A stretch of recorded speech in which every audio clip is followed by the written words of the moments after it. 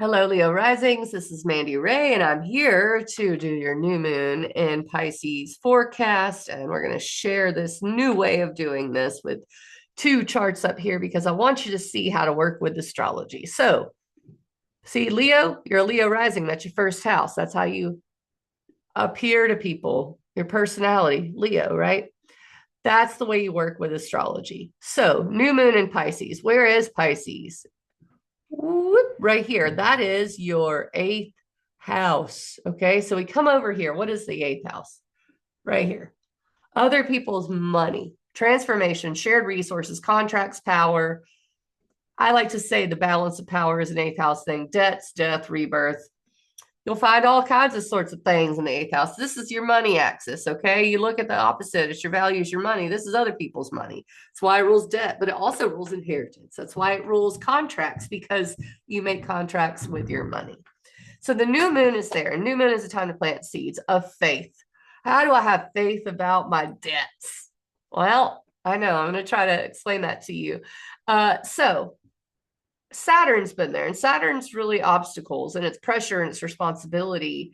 And I'm looking forward to this shifting because in May, Saturn will leave this area. And I think it's really important for Leo risings to tell you that Saturn will leave this area. Saturn does encourage mastery, though.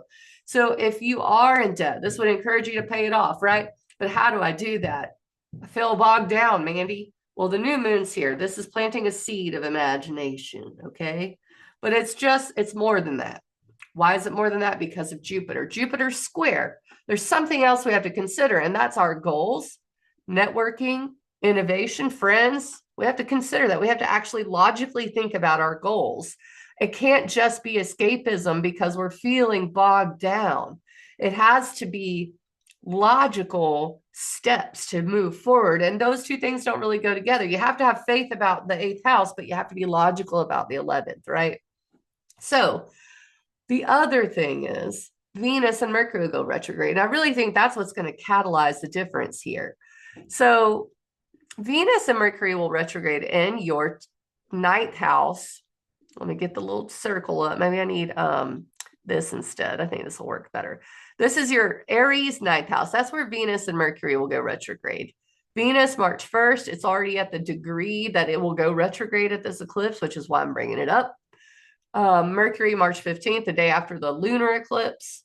So the new moon, planting seeds in the area of other people's money. But Venus, retrograde, reevaluation in the ninth house of my belief system. Uh, all of these things, higher education, exploration, philosophy. But something here, and Mercury is rethinking, Venus is reevaluation, right?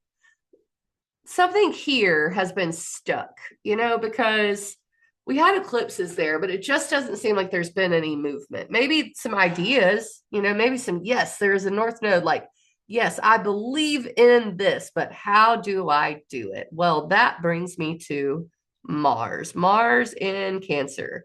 Mars is in your 12th house, which is isolation, retreat, the unconscious, dreams, mysticism. It's escapism. I should have put escapism on here. Delusion.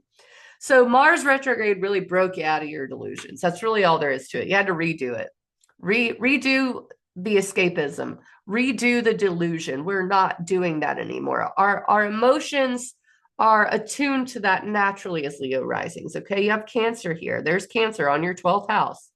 But Mars retrograde is like, no more. We got to redo this. Okay. You can't just keep running. Well, now Mars is direct. Yay. So now we can go forward with less emotional existential dread. Now it's like, I have to believe that I can do this. I have to have the spiritual alignment that I can do this, and know that my emotions matter, but I can't just escape every time they're exacerbated. Okay. It's like, I gotta quit whining. I'm not being harsh on you, but I'm being harsh on you. But so is Mars. Okay. The other thing is Venus is going to be in Mars's house in the ninth house. It's Aries. Aries is ruled by Mars. Okay. So now that Mars is direct and maybe we're less prone to escapism, now we can go back into what we believe, make plans, right? And then when everything goes back into the eighth house, we can have some empowerment because Venus and Mercury will start their reevaluation system here and their rethinking.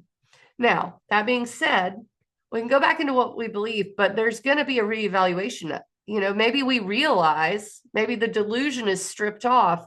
We can't escape the need to reevaluate our truth, our philosophies, maybe how we're expanding. Maybe we need to go back to school.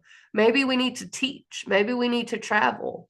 Maybe we need to, I would say, listen to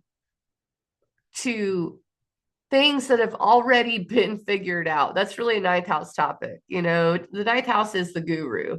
So it is about maybe consulting with some gurus, or maybe you don't need them after the Venus retrograde's over. That's really the point. So, I got all Venus retrograde, didn't I? Venus goes retrograde March 1st, Mercury March 15th. And then by the end of March, Venus will be back in your eighth house. And then it's like, okay, now we have to imagine how to make our philosophies and our beliefs and our dreams come true, right? That's what it is. How do I move forward? Well, I have to open my mind.